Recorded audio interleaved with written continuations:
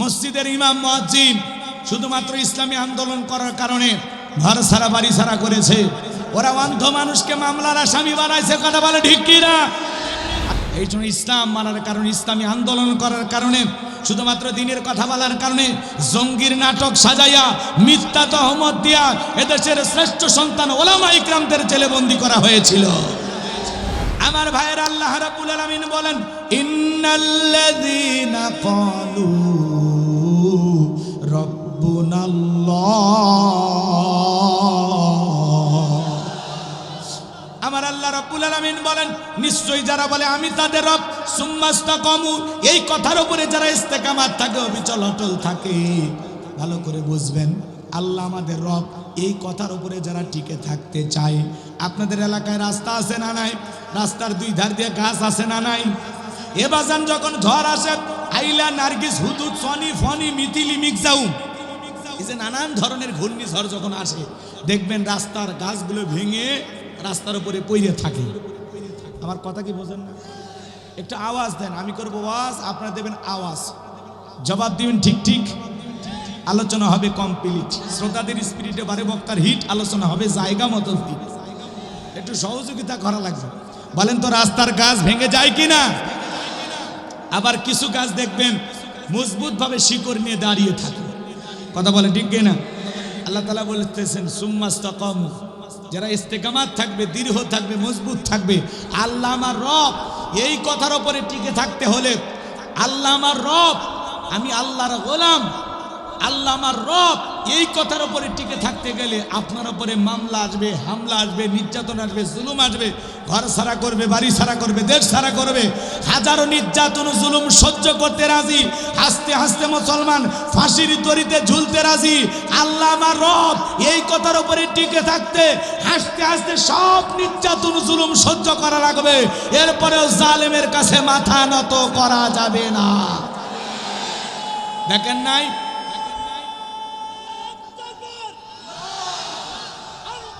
আমার ভাইয়েরা, মেহেরপুরের বাবাজিরা, আপনারা বিগত বছরগুলোতে দেখেছেন মসজিদের ইমাম মুয়াজ্জিন শুধুমাত্র ইসলামী আন্দোলন করার কারণে ঘর সারা বাড়ি সারা করেছে। ওরা অন্ধ মানুষকে মামলার আসামি বানাইছে, কথা বলে ঠিক কি না?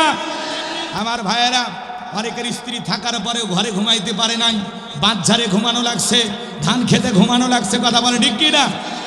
এক একটা মানুষকে 15টা, 20টা, 50টা, 100টা মামলার আসামি বানাইছিল, কথা বলে ঠিক না? এই জন্য ইসলাম মানার কারণে, ইসলামী আন্দোলন করার কারণে, শুধুমাত্র দিনের কথা বলার কারণে জঙ্গির নাটক সাজাইয়া মিথ্যা তহমত দিয়া এদেশের শ্রেষ্ঠ সন্তান ওলামা ইকরামদের জেলেবন্দি করা হয়েছিল। এই জন্য ভাইয়েরা আমার, ইসলাম মানতে গেলে আপনার উপরে নানান ধরনের নির্যাতন আসবে, জুলুম আসবে, পরীক্ষা আসবে।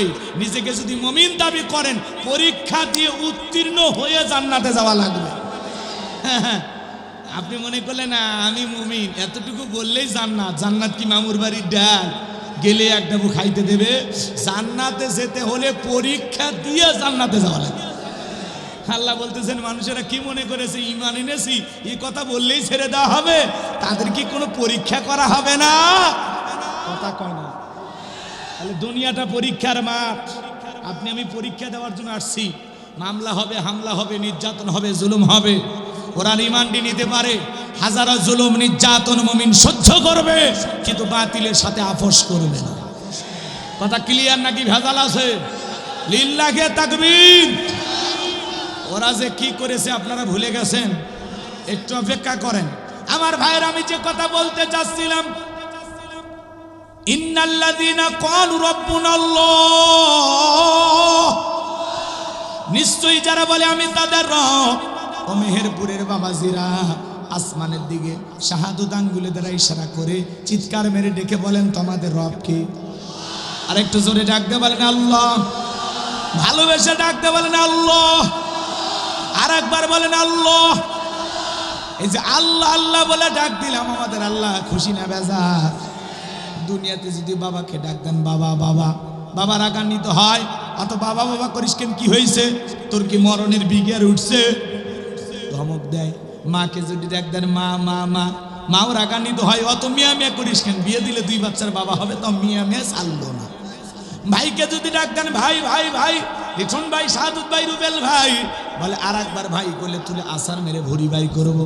হুজুরকে হাসানোর জন্য বললেন না। কেন বললাম ভালো করে বোঝার চেষ্টা করেন। দুনিয়াতে যদি বাবাকে অতিরিক্ত বাবা বাবা বলে ডাক দেন, অত বাবা বাবা শুনতে বাবার ভালো লাগে না। দুনিয়াতে যদি মাকে মা বলে ডাক দেন, অত মা মা শুনতে মায়েরও ভালো লাগে না। দুনিয়াতে ভাইকে ভাই বলে ডাক দিলে অত ভাই ভাই শুনতে ভাইয়েরও ভালো লাগে না। কিন্তু এমন এক সৃষ্টিকর্তা, এমন এক স্রষ্টা, এমন এক আল্লাহ পেয়েছি, কোটি কোটি বার ডাক দিল বিরক্ত হন না যিনি, তিনি কে? কিন্তু আমরা বড় অকৃতজ্ঞ। আল্লাহ বলেন ইন্নাল ইনসানা লিরাব্বিহি লাকানুদ। মানুষ বড় অকৃতজ্ঞ, মানুষ বড় অকৃতজ্ঞ। ডাইরেক্ট বাংলা ভাষায় যাকে বলা হয় নিমক হারাম।